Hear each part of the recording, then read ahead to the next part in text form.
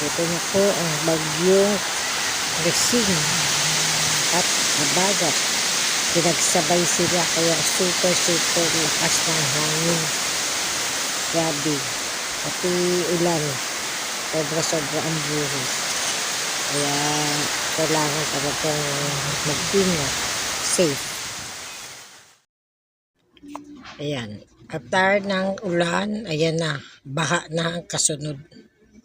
Maigi nga, may babaw pa ho yan. Hindi masyadong mataas. Iba yung dire-diretso ang ulan talaga. Sobra. Pero nakakatakot pa rin, siyempre.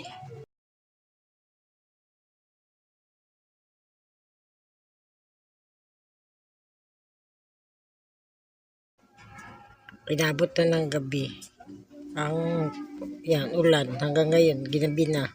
Sige pa rin ang ulan. Walang tigil, walang palya. Madilim. Yan, walang ilaw. Ganyan, kadilim. Walang kuryente.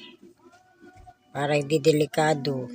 Kasi pag may baha at may power, baka makuryente. Kaya kailangan patayin ng mga breaker. Kahit may mga emergency light. Para safe. Yan, kumukulog na. Kumikidlat pa. Mas nakakatakot.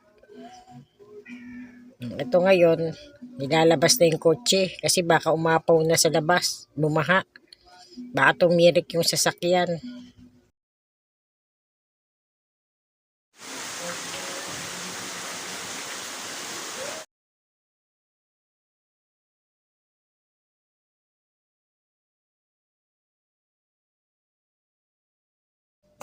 Ito naman ang ginawa kong paraan.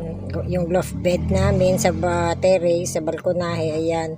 Pinagpatong ko yung mga sopa para maging hagdan. Tapos nilagyan ko ng kurtina kasi malakas ang hangin, umaanggi. Yan, para hindi rin naman kami nakikita dyan sa taas ng nanay ko. Pag natutulog kami. Ginahiga ka lang.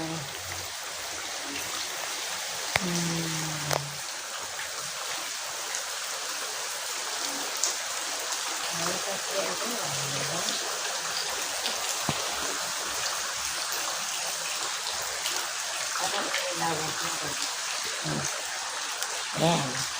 Mother! This is my... Nasa evacuation tayo ng bahay natin. So,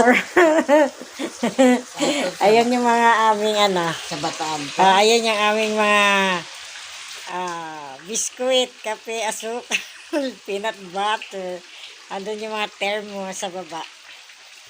Andyan mga thermos. Nahihiya ako. Ayan na, arinola. Kompleto tayo dito. May arinola ka rin. Kaya nga ready. Na hindi tayo lumipat. May baha lang. Oh.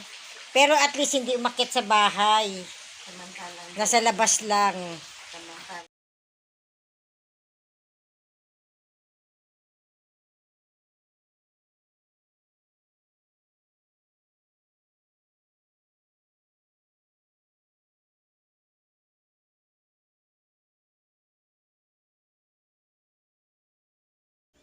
Yan, sarap ng aming higa ni nanay kahit na maulan.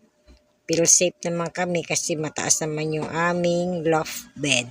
Yan, may emergency light din kami. Ayan o. Pagka walang ilaw, gagamitin kami.